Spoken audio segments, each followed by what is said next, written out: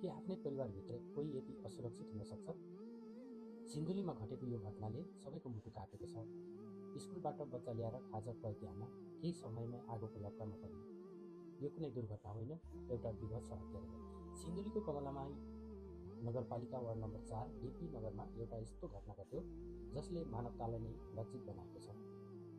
32 वर्षीय सुशीला घिसिङ बमजन, जो आफ्ना 3 सन्तानको भविष्यका लागि सङ्घर्ष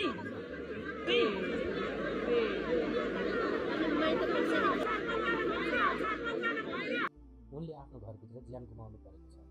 गएको आइतबार सुशीलाले आफ्ना छोराछोरीलाई स्कुलबाट ल्याएर खाजा खुवाइन् र ट्युसन छोडेर घर फर्किन्। तर घरमा उनका लागि काल कुरेर बसिरहेको थियो।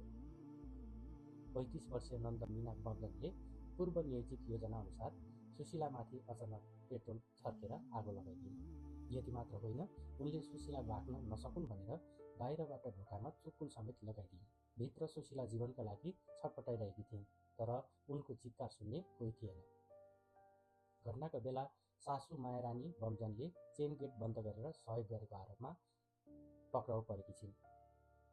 प्रहरीले हाल नन्द र सासूलाई दुवैलाई हिरासतमा लिएको छ भने घाइते अवस्थामा रहेको ससुर प्रहरी निगरानीमा उपचाररत छन्।